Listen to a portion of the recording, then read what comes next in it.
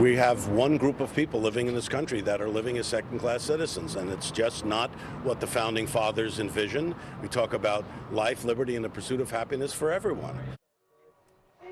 That was Rob Reiner in 2010, speaking out in opposition to Proposition 8, which banned same-sex marriage in California. 2 years earlier, Reiner started the American Foundation for Equal Rights. He was a vocal supporter of a number of progressive causes, including higher taxes on the richest Californians to help fund childhood development services, taxing tobacco in order to pay for early childhood education. I spoke with Governor Gavin Newsom earlier today and asked him for his thoughts about Reiner.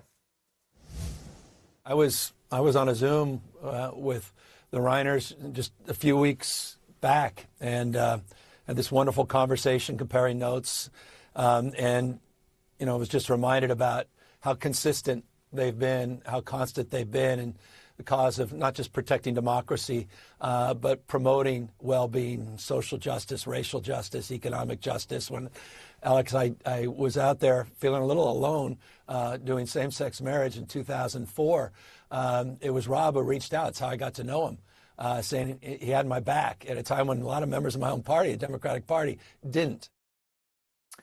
Paul Katami and Jeff Cirillo were plaintiffs in the case that legalized same-sex marriage in California, a case largely funded by Rob Reiner.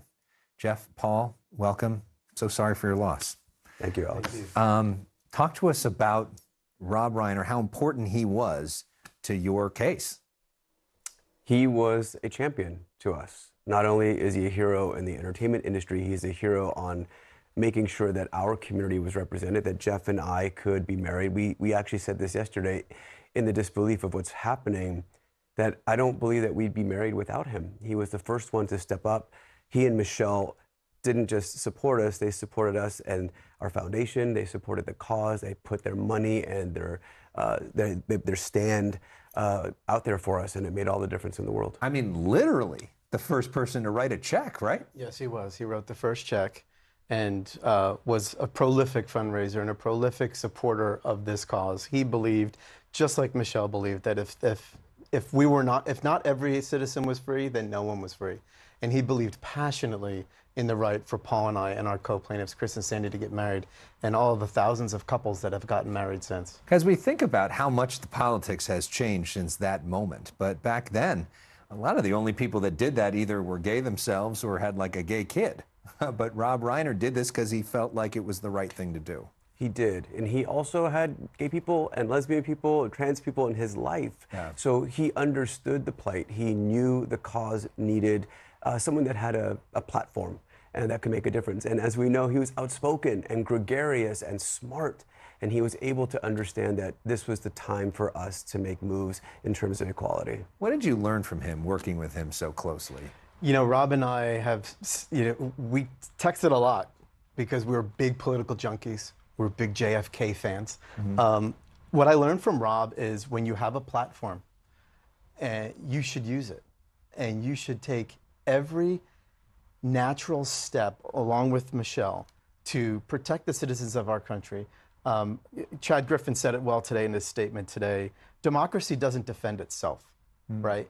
You need to be out there defending democracy. And for ordinary citizens like Paul and I, who didn't necessarily have the means or the platform to bring a case like this, Rob and Michelle were so passionate about doing it with us. Talk to us about Michelle, because so much attention is being put on Rob, but let's hear Michelle's story. Michelle is a powerhouse of love.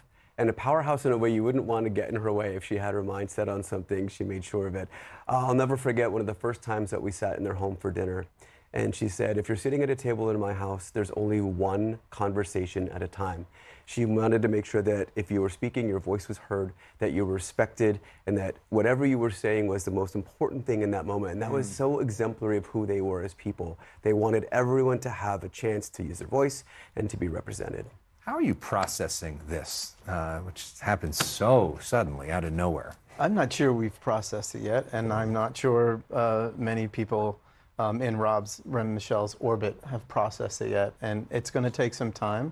Our hearts are broken for those who loved him, Jake and Romy, and all of us in part of the American Foundation for Equal Rights family. We truly became a family with Rob and Michelle at the helm of this organization, really helping drive the change. And we will miss them, we will think about them, but we constantly were talking today about how do we keep them alive in our lives and in the lives of the LGBT community and America as a whole. Because I think Rob and Michelle, at the end of the day, while they were prolific in Hollywood, prolific producers, I think one of their most important roles, if not their most important role, was the role of citizen. Yeah, and for so many different causes, not just the cause that you're talking about as well.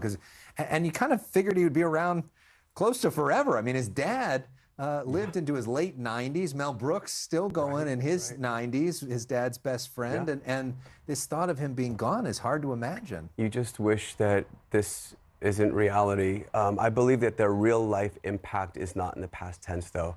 I mean, it still lives in every movie theater that will show his art. It's on every television screen. It's in the communities that he helped. It's in our marriage.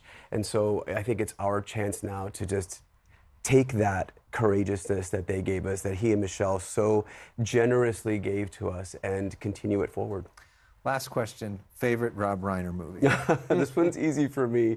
It is A Princess Bride, for sure. Okay. I once recited the last 5 minutes of A Few Good Men with Jack Nicholson to Rob at a dinner table, and he applauded me. So without a doubt, Verbatim, mind you. What was that like? that was incredible because he didn't believe I could do it. Yeah. And I did it in front of you and in front of Michelle, and then he clapped. But we will miss them dearly. If I may as well. Yeah. Rob told us a story personally about when Harry met Sally. Yeah. And he said that ending was not the original ending. Right. I don't know if a lot of people know this story, but Michelle changed the ending of that story because he didn't think he'd ever find someone to love the way that she loved him.